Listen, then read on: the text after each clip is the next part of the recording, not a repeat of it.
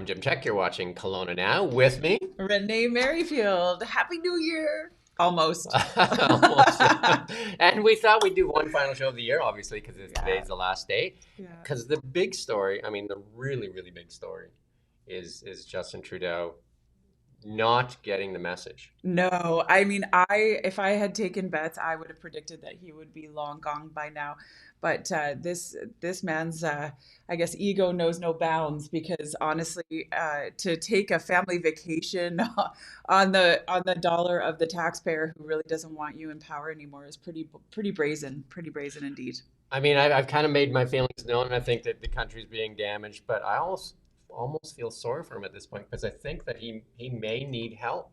Do you know what I Absolutely. mean? Because it seems odd, right? In the United States, the Wall Street Journal just came out and said the media didn't do a good enough job on Biden's mental acuity, that they now take some responsibility for it, that they should have done a better job and highlighted that.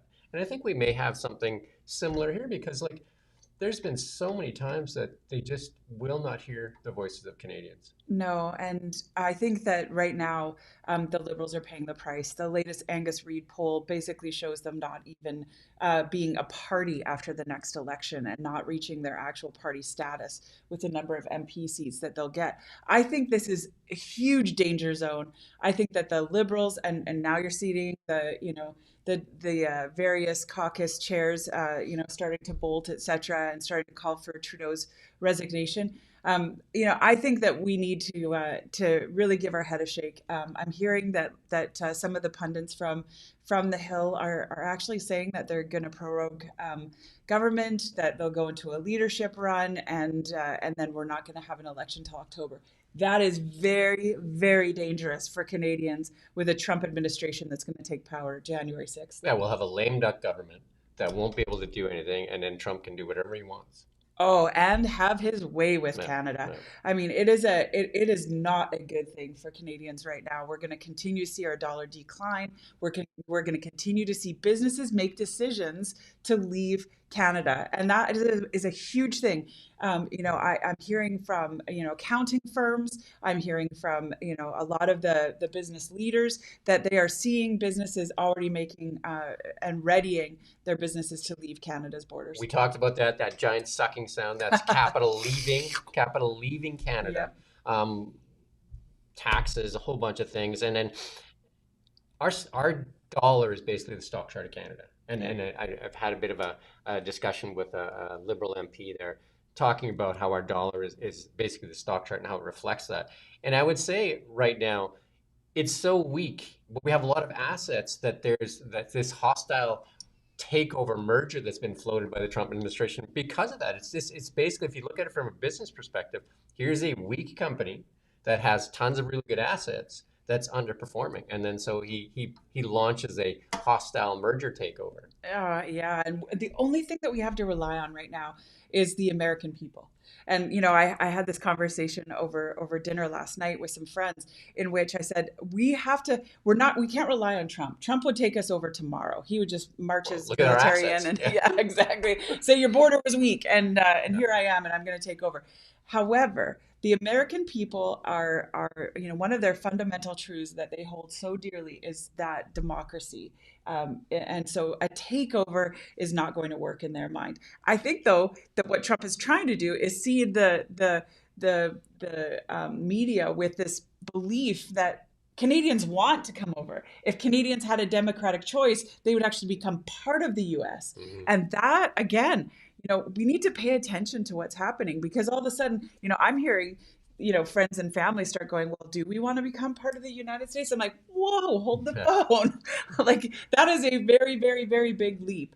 And I don't think that that's where we want to go right now. And I do think, though, Trump is a leader that is very dangerous in that he could really seed that doubt within the Canadian people very quickly. Yeah, I think Kevin O'Leary is going to Mar-a-Lago, he said, and he's going to try, because he said he's heard from his Canadian, he's a big social media following, that Canadians don't want to be part of the United States, but they want to be part of an economic union similar to what the European Union is. And we kind of have that already. with that free trade agreement. I think, our economic ties are really strong, and that kind of makes more sense. I'm not sure if Kevin O'Leary is the guy to lead this or not, but Well, and you know who is leading it really is Danielle oh yeah, Smith. I put a lot of trust in her. I think Yeah, Danielle Smith, in my idea, if I could pick a prime minister candidate today that I think would unify Canada, would be her. I'm not no slagging on Pierre. I think he's great, but Danielle Smith has been doing the work of the prime minister right now. she is, and she's doing a great job. Yeah. Her interview yesterday on the political. I will find it and Yeah. then I will tag it. But I mean, it was brilliant when she was asked exactly that question about the border and about what she would do with Trump, coming into power. She was very clear and really being very thoughtful about Canadians don't want to become the United States of America. They want someone to stand up for them right now. She's doing the work as a statesman. She's very articulate. She's very intelligent, and she's, I think, she's getting it done. Yes, and she knows her facts and figures. She Yeah. understands what needs to happen right now. Doug Ford is kind of flipping all over the place and a little bit of not as structured, not as focused as what Danielle Smith Yeah. seems to be, and as progressive and making sure that she's being heard by the United States. Now, who is absent right now is our premier, David Eby, Mhm. completely gone from the scope. I don't know what Yeah. he's doing. I don't know where he is, other than having maybe a great holiday with his family. And I get the question for me is on Pierre Poilievre though, because like he hasn't taken that space because obviously the prime minister is absent, but maybe he's doing it because he shouldn't be doing it, and the media would attack him if he started acting as the prime minister. Where Danielle Smith is an elected official and can't, like, she is running the province and is acting in the best interest of Alberta and really Canada. And there's a famous thought quote that when your political opponent is burying themselves, don't stop them. Hmm. Yeah. When they're doing a good job of really ending their career, you don't want to interrupt them with something that could help them, a lifeline, as it were. So I do think that Pierre is probably being very disciplined right now. Although, when he's been asked, what would you do? He's been very clear about Hmm. the strength that he would take and the diplomacy. And as well, he has not been as humiliating or as derogatory towards Trump as what we've seen Trudeau been. Yeah, no, that's not going to work, right? I mean, No, you can't bully a bully. no, and that's who he is. That is what Trump is. He's Yeah. a bully in the playground. He's figured out that if he calls, Justin Trudeau the governor of Canada, that Canadians will, it bothers Yeah. them, right? So I watched an interview on Fox with Chamath, a really smart guy, and he said that one of the things that's happening in the United States is that Trump is bringing together a lot of business leaders to the table along with the elected officials, and it's probably going to be one of the best administrations ever because business people are going to have a say in it. And he said, because you can't run the biggest corporation in the world with just a bunch of PhDs, and he said, bringing proven business leaders to the table.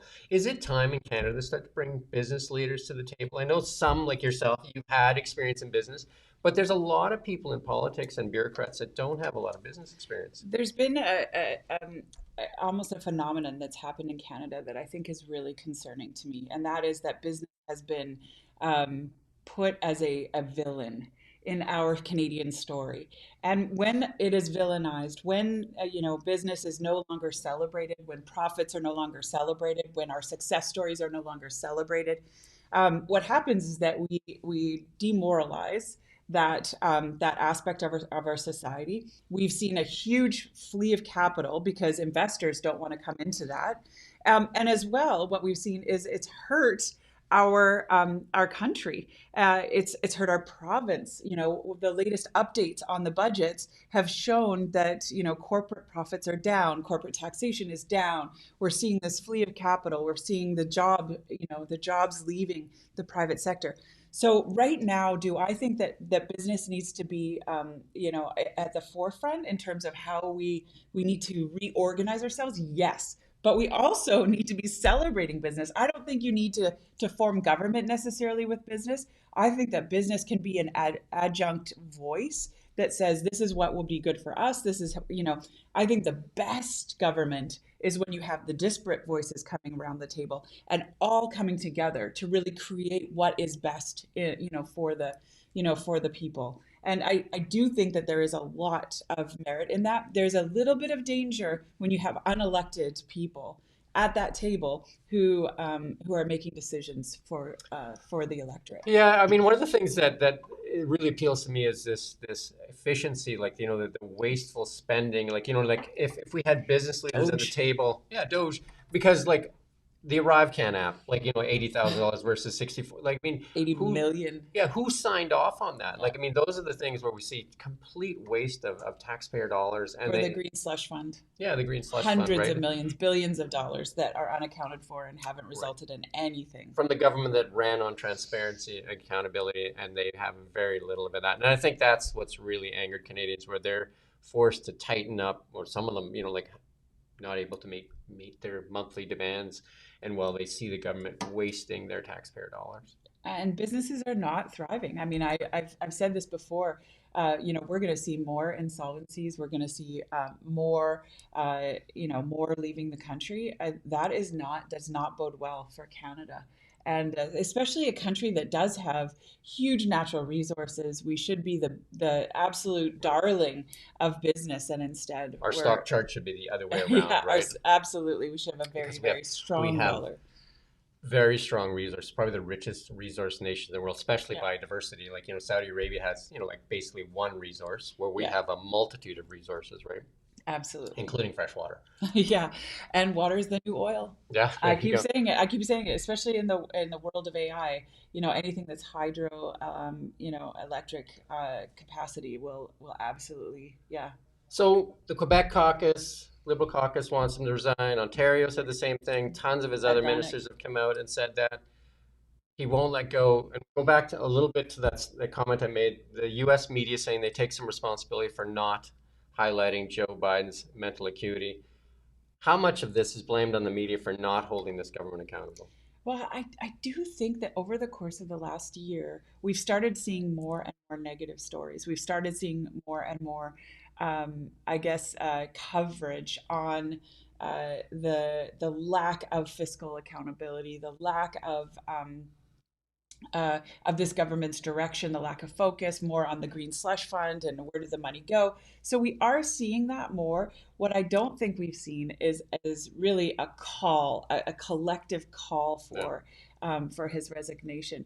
I don't know if that's the media's place or if that's actually, really what the electorate needs to do and get really loud on social media, which I'm seeing everywhere, but I don't know if that's just my algorithm over the holidays. One thing I noticed in the U.S. is when right now it's changed a little bit when they're asking questions, and then they get a stonewalled in their response, and they get to the next reporter and the person's like, no, that question, right? And the reporters supporting each other. And that's where I think Yeah. Justin Trudeau's gotten away with it, just because he does this $10 daycare and spiel, like he doesn't even answer the question, and then the next reporter asks a question, and it goes away. But they should be saying, no, answer the Yeah. question, answer the question. What I think that the media needs to start saying more of is how they're being controlled by the Yeah. government. Justin Trudeau going into cities, not ever holding a press avail, not telling the press where he's going to be, not taking questions from anyone that weren't vetted beforehand, and that with questions that weren't vetted. Like the amount of control that this government has had over the media has been absolutely disgusting. And I think that the call out on that has really been Polyev. And as he's been pushing everything from the defund the CBC to really looking at, oh well, that whole CTV story where they had altered and Yeah. actually lied about what he had said. So I do think he's holding media more to account, or at Yeah. least the mainstream media to account. Whereas this government, the Liberal government is just controlling the media in a very real way. Just for KelownaNow, last time Justin Trudeau was in town, we had reached out, I'd say 7 emails and a bunch of phone calls to find out where the meeting was going to be, and they would not give it to us. We finally got it from a city councillor on the west side and told us where the location was, and we sent our reporter there, and they got in because at that point they couldn't basically refuse us. But Yeah. it's just this chosen media that he allows in. And I think the other time he was here, we were allowed in the room, but don't dare ask a question. We're allowed to take photos. Yeah. Is that the media's role, to be their photographer? No, actually, it's to hold all of our elected officials to account. Wow. Questions is the purpose. We don't want just pictures, Right. and especially staged pictures and pictures that have been arranged. And I mean, that's a disgusting use of our media. And really, when you look back to what media was 20 years ago, 40 years ago, they were the ones breaking the stories. They were the investigative journalists, right, who were figuring out huge stories and then breaking them, and we just don't have a whole lot of that anymore. Bill C-18 is hurt media. I don't want to get into our own thing, but Bill C-18 has done a lot of It's damage. huge. Let's talk about 2025 and what that looks like. So there's a couple of choices that can happen if they find like some empathy and goodness in their heart. They call an election, Yeah. which is probably, and polling markets is now in Canadian elections. I doubt if that's where we're at pretty high odds. I think, right? I'm gonna go actually one step further, and I'm gonna say if the federal Liberals and federal NDP actually care about the Canadian people, they will call an election as soon as they are back. And let Canadians have their voice. Absolutely. Yeah. I think that Canadians, every single poll across Canada right now is showing the exact same thing, which is that Canadians want a choice and they want a different government, and they no longer have confidence in this prime minister or this government. So I think that this is the time. I think that anyone who hooks their wagon to extending and not having an election until the fall, I think should be punished in the next election in terms of the voter and the electorate. And we should get out in mass and make sure that they know how upset we are, that they have literally paralyzed our country against a very strong juxtaposed Trump administration. And even their own MPs want him to Absolutely. resign. Their own MPs want him to resign, want him to go away. I mean, and are sitting there. I mean, you've got Chrystia Freeland, who is literally going to sit there without a ministerial post. Biding time. Hanging out in her constituency. So hopefully. they can delay, they can prorogue Parliament. Can the Governor General do anything to stop? Yes, the Governor General could say no.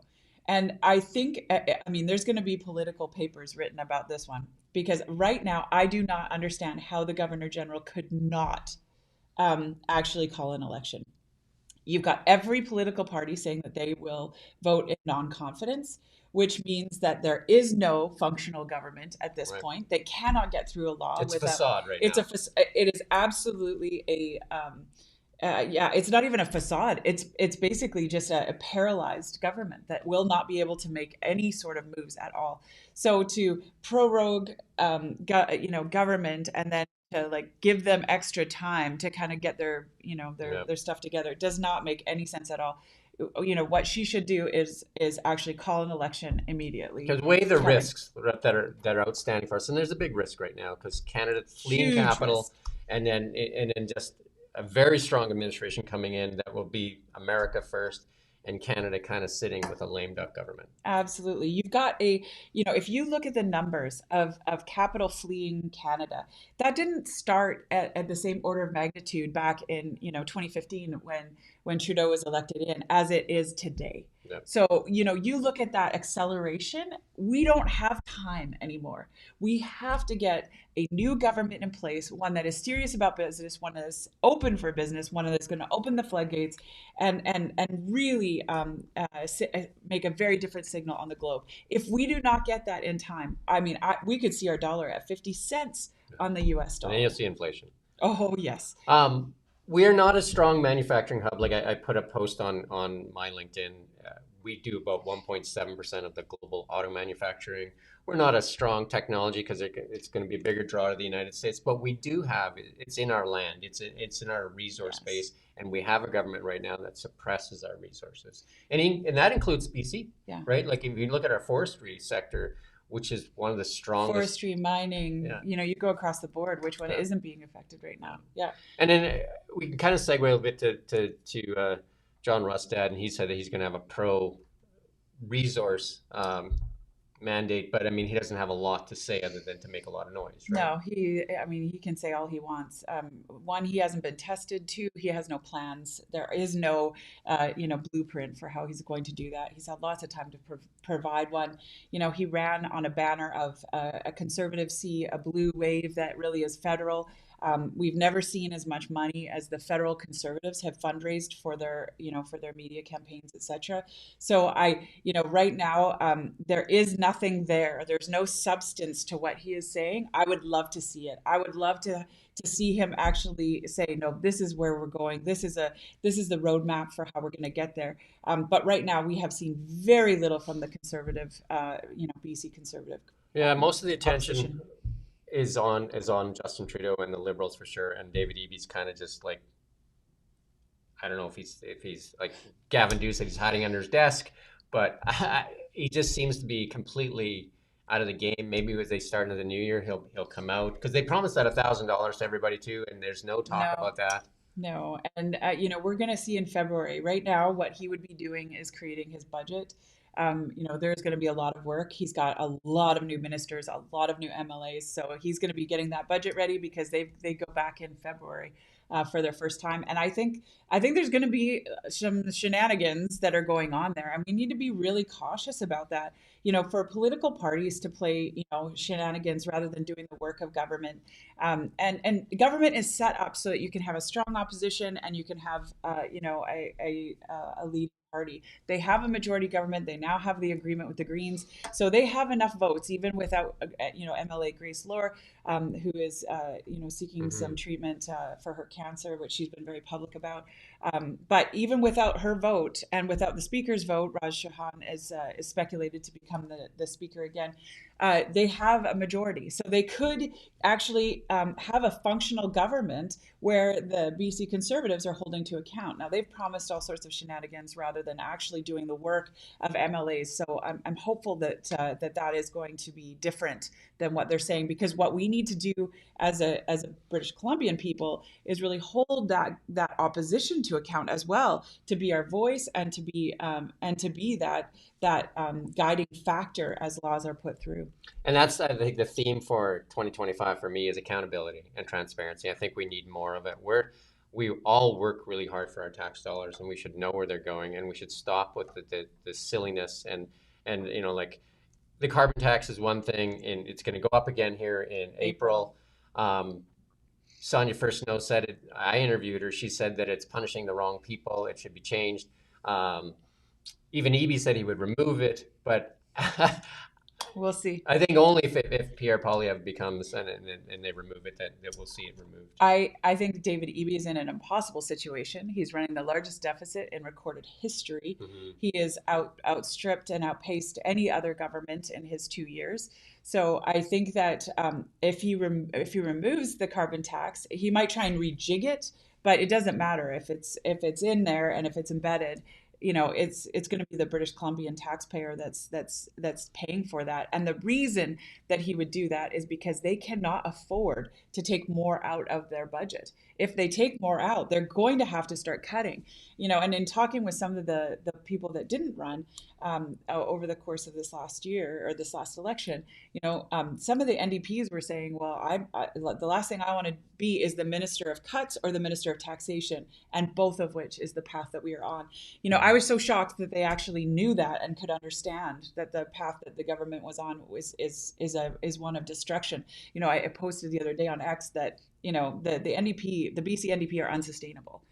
We are in a dangerous place as a province. We do not have a premier who's standing up for us with respect to the Trump administration, the same way that Danielle Smith is, and under a federal Liberal NDP government.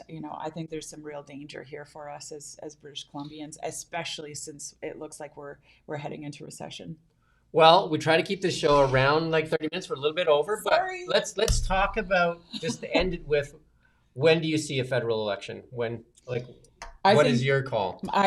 with all the chatter that I've heard recently, I think it's going to be October. I think that this government and Trudeau is so arrogant that they're going to try and do this, and I don't think we have a strong enough governor general to actually call the election. I want to be wrong on that one, but I Does think he we're in hang the on? bumpy road. No, I think he's going to go. Do you think I he's going to go I right think he's away, going to or do you go. think Nah, he'll drag it out and make it painful for us. it's already been painful? Jim. Did I say that? That was my outside voice. Jim. um, Yeah. I'm going to go something a little more hopeful. Okay. I'm going to say that the governor general says you can promote government, but you get 6 weeks, and that Okay. we have a spring election. I mean, that to me would be reasonable. Here, you want to pick a new leader? You got 6 weeks, and because putting Canadians at risk for a whole 9 months, it seems to me like it puts. If she's doing her job, she has to look at Canada first, and I think that's what she Yeah. has to look at Canada first, and she Yeah. has to say what's in the best interest of Canada.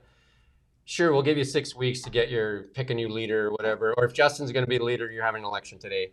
Um, Yeah. And I'm gonna say what's in the best interest of Canadians, yeah, right? Like not just Canada as an yeah. entity, which is, I think is how people have been thinking about it. What's in the best interest of Canadians? Right now, Canadians need someone to offer some hope, to offer a different path, to say things can be different.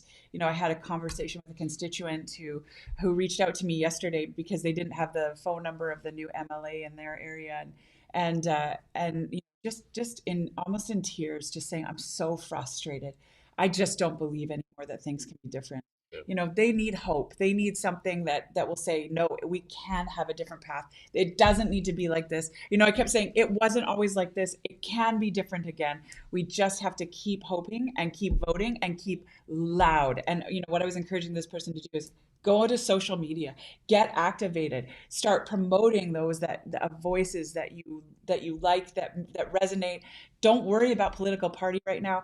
Really get behind the voices. And to your point earlier, whether it's Elon Musk or whether it's Kevin O'Leary or whether it's David Suzuki, whatever voice that you're seeing out there that is resonating with you, get behind it and start not being behind those that you're not for anymore. I mean, my message to the governor general, if I could speak directly to her, would be like, you get paid with Canadian tax dollars, and your responsibility is to the Canadians, and their voice is loud. The polls show that their voice is loud. Hear them, and be respectful of that voice. It's not, you don't owe your allegiance to a government. You owe your allegiance to the Canadian people. And the governor general, I mean, that position, that title, that role is created to signal when government is no longer Mhm. functioning. And to me, that is the biggest responsibility that they hold. They get Hugest. paid. They get paid good for that. Then take that responsibility seriously. Otherwise, it's just a figurehead position. Agreed. Anyway, Agreed. I think we'll end it with that. And I think we're both hopeful that we get an earlier election. Yes. And then, because I think Canadian voices need to be heard, and it's definitely out there, and there's a lot of people that are suffering, and the fleeing capital has to be stopped too, and we need a strong administration and a new mandate. Yes, we need better jobs. We need higher paying jobs. We need to keep our creative capital. We need to keep our jobs or our businesses here so that they can actually I have. think people can look to Norway and look how they set up their sovereign wealth fund, Yes. and all that money from resources goes back to the, not all of it, but a lot of it goes back to the people, and we could do the same here because we're the richest resource nation in the world. Agreed. Yeah. Agreed. We also have other, our, whether it's our tourism industry, whether it's our natural beauty. I mean, you look Yeah. at countries who are literally making a profit off of tourism.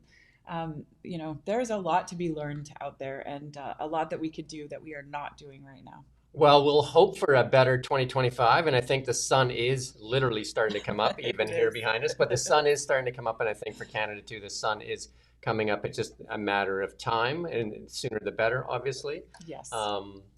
From me, I wish you all a very happy New Year and a prosperous New Year. We hope for the best. Absolutely. And I hope that your Christmas and holiday season was full of hope, full of joy, full of peace, full of love, laughter, and the magic that only happens in the messy parts of the middle. And that your new year is set with an intention towards lots of positivity and optimism. For Kelowna Now, Happy New Year, and thank you for watching Kelowna Now.